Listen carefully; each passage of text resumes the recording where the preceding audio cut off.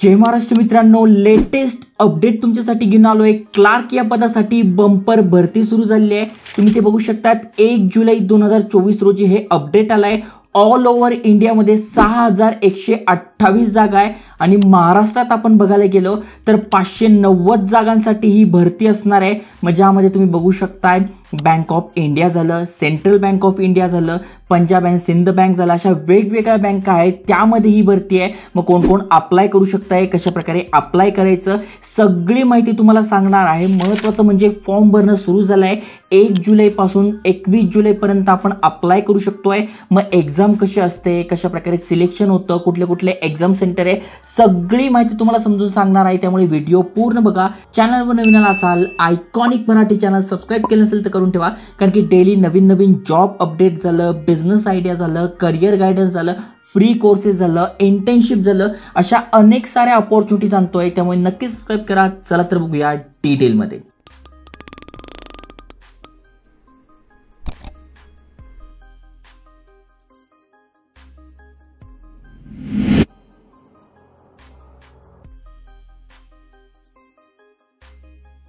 तर मित्रांनो, IBPS म्हणजे institute of banking personal selection यांच्यातर्फे हे अपडेट आलाय। जस्ट तुम्ही या वेबसाईटवर आलात तर तुम्हाला इथे बघा पहिलीच लिंक दिसून जाईल। खासियत याची अशी की क्लार्क या पदासाठी ही भरती असणार आहे। अनेक जणांना बँकेमध्ये जॉबला लागायचं स्वप्न असतं, क्लार्क या पोस्ट त्यांना आवडत असते, तर नक्की तुम्ही ते अप्लाय केलं पाहिजे। PDF खूप मोठी आहे, तुम्ही ते बघू शकताय। 71 पानी PDF आहे, पण अगदी थोडक्यामध्ये मी तुम्हाला समजून सांगणार आहे।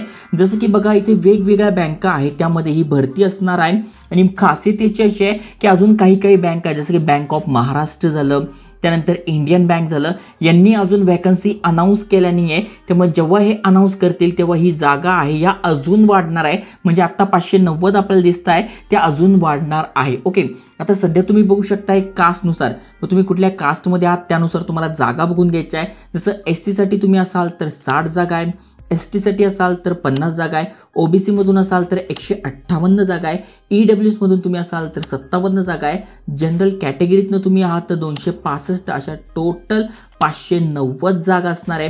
बाकी तुम्ही बघा PWBD वगैरे मधून असाल तर तुमच्यासाठी पण इथे जागा राखीव आहेत, त्या पण तुम्ही बघू शकताय। त्यानंतर महत्त्वाची गोष्ट म्हणजे एक्झाम सेंटर्स महाराष्ट्रामध्ये कुठे असणार आहे तर तुम्ही ते बघू शकताय। अमरावती, छत्रपती संभाजीनगर, त्यानंतर बघा चंद्रपूर, जळगाव, कोल्हापूर, लातूर, मुंबई, ठाणे, नवी मुंबई, MMR, नागपूर, नांदेड, नाशिक, पुणे आणि सोलापूर या ठिकाणी जी पहिली प्रिलिमिनरी एक्झाम होणार आहे त्यासाठी एवढे सगळे सेंटर्स आहे। आणि त्यानंतर जे मेन एक्झाम होणार आहे त्यासाठी तुम्ही बघू शकता छत्रपती संभाजीनगर म्हणजे औरंगाबाद, मुंबई, ठाणे, नवी मुंबई, MMR, नागपूर, पुणे या ठिकाणी तुमचे एक्झाम सेंटर्स असणार आहे, जर का तुम्ही महाराष्ट्रामधून देताय। इथे बघू शकताय प्रत्येक पेजनुसार कुठल्या पेजवर काय ते दिलेलं आहे। त्यानंतर महत्त्वाच्या तारखा समजून घ्या। जसं की बघा तुम्हाला सांगितलंय फॉर्म भरणं 1 जुलैपासून सुरू झालेलं आहे, 21 जुलैपर्यंत आपण अप्लाय करू शकतोय। त्यानंतर तुम्हाला ॲडमिट कार्ड मिळणार आहे पहिल्या एक्झामसाठी, जे की ऑगस्टमध्ये मिळणार आहे। ओके, त्यानंतर तुमची प्रिलिमिनरी एक्झाम असणार आहे जी की 24, 25 आणि 31 ऑगस्ट या दरम्यान असणार आहे। जसं की तुम्ही बघू शकता जुलैला आपण फॉर्म भरतोय आणि त्यानंतर ऑगस्टला तुमची पहिली परीक्षा पण होते। त्यानंतर दुसरी जी मेन परीक्षा असणार आहे ती 13 ऑक्टोबरला होणार आहे। आणि महत्त्वाचं म्हणजे इथे कुठलाही इंटरव्ह्यू नाही आहे, फक्त या 2 एक्झाम आहे आणि त्याच्याच बेसिसवर तुमचं इथे सिलेक्शन होणार आहे। जसं मी तुम्हाला सांगितलं बाकीच्या राज्यांमध्ये जरी तुम्हाला अप्लाय करायचं आहे तर तिथे पण तुम्ही अप्लाय करू शकता। जसं की बिहार झालं, उत्तर प्रदेश झालं, दिल्ली झालं, गोवा झालं, इथे पण तुम्ही अप्लाय करू शकता। पण ज्या स्टेटमध्ये तुम्ही अप्लाय करताय म्हणजे महाराष्ट्रात तुम्ही अप्लाय करताय तर तिथली लोकल लँग्वेज तुम्हाला आली पाहिजे, म्हणजे मराठी तुम्हाला लिहिता बोलता आलं पाहिजे।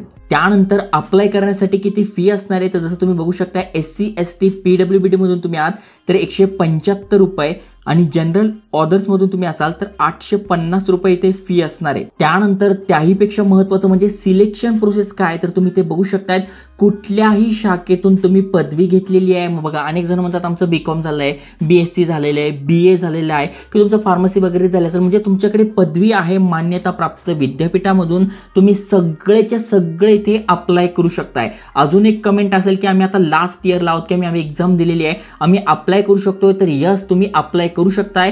पण तुमचं जी रिझल्ट आहे ते 21 तारखेच्या आत आलं पाहिजे, म्हणजे 21 जुलैच्या आत आलं पाहिजे, तर तुम्ही इथे अप्लाय करू शकताय. जर का तुम्ही लास्ट इयरला किंवा एक्झाम दिली आहे, तुमचा रिझल्ट येणं बाकी आहे, भले तो रिझल्ट ऑनलाईन आला तरी चालेल, पण 21 जुलैच्या आत आला पाहिजे. ओके.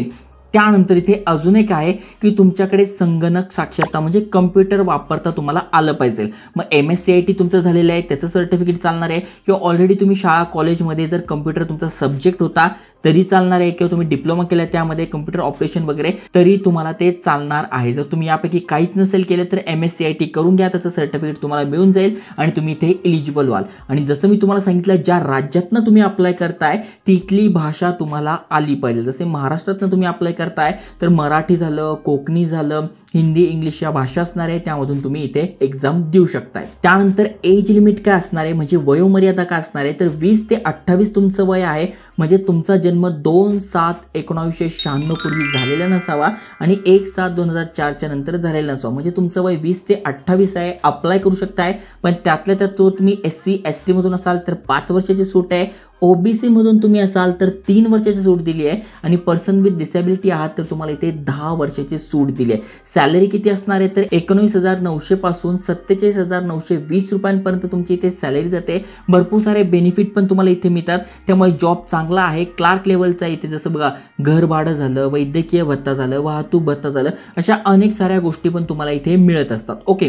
आता एक्झाम कशी होणार आहे तर इथे बघू शकतात, पहिलीची एक्झाम आहे त्यासाठी तुम्ही इथे बघू शकताय ऑब्जेक्टिव्ह टेस्ट असणार आहे. मग सगळ्यात पहिलं इंग्लिश लँग्वेज ही इंग्लिशमध्ये तुम्ही देऊ शकताय, बाकीचं तुमची जी लोकल लँग्वेज आहे त्यामध्ये तुम्ही देऊ शकता, जसं की न्यूमेरिकल ॲबिलिटी झालं, रिझनिंग ॲबिलिटी झालं.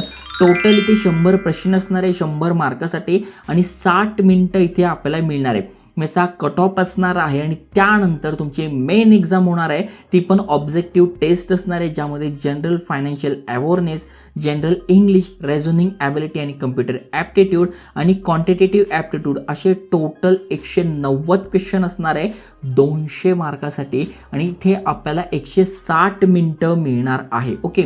त्यामुळे जर तुम्हाला तयारी करायची असेल तर याची लिंक मी डिस्क्रिप्शनमध्ये टाकून देईल. तिथे बुक्स आहे, मागच्या वर्षीच्या प्रश्नपत्रिका वगैरे त्या पण तुम्ही बघू शकताय. टेलिग्राम चॅनलवर पण मी टाकून देईल. जसं मी तुम्हाला सांगितलं, ज्या राज्यातनं तुम्ही अप्लाय करताय तिथली लोकल लँग्वेज तुम्हाला आली पाहिजे. महाराष्ट्रातनं तुम्ही अप्लाय करताय तर इंग्लिश, हिंदी, मराठी आणि कोकणी या लँग्वेजमध्ये तुम्ही एक्झाम देऊ शकता. ही लँग्वेज तुम्हाला आली पाहिजे. ओके. अगदी थोडक्यामध्ये तुम्हाला समजून सांगितलेलं आहे. तरी तुम्हाला काही अडचण असेल तर कमेंट करू शकता. याची लिंक तुम्हाला डिस्क्रिप्शनमध्ये टाकून देईल. इथून तुम्ही वेबसाईटवर जाऊ शकता, PDF डाउनलोड करू शकता, आणि अप्लाय करायचं असेल तर बघा इथे दिलंय अप्लाय करण्यासाठी लिंक, यावर क्लिक करायचं आहे. यावर क्लिक केल्यानंतर ही वेबसाईट तुमच्या समोर ओपन होईल. IBPS वर तुमचं अकाउंट असेल तर तुमचा रजिस्ट्रेशन नंबर, पासवर्ड, कॅप्चा टाकून सबमिट करायचं आहे आणि अप्लाय करायचं आहे. नवीन तुम्ही असाल तर न्यू रजिस्ट्रेशन याच्यावर क्लिक करायचं आहे, आणि हा 5 ते 6 पाणी फॉर्म येते बघा, 1 2 3 4 5 6 हा 6 पाणी फॉर्म तुम्हाला भरून घ्यायचा आहे. नाव, आडनाव, मग तुमची सगळी माहिती, मोबाईल नंबर, ईमेल ॲड्रेस, त्यानंतर तुमचा फोटो, सिग्नेचर, डिटेल्स, प्रिव्ह्यू, त्याच्यानंतर अपलोड तुम्हाला तुमचे डॉक्युमेंट करायचे आहे, पेमेंट करायचं आहे. अशा प्रकारे तुम्ही इथे अप्लाय करू शकता. आणि असे भरपूर सारे अपडेट, जॉब माहिती तुम्हाला देतो आहे, त्यामुळे नक्की चॅनल सबस्क्राईब करा, मित्रांसोबत शेअर करा. जय हिंद, जय महाराष्ट्र.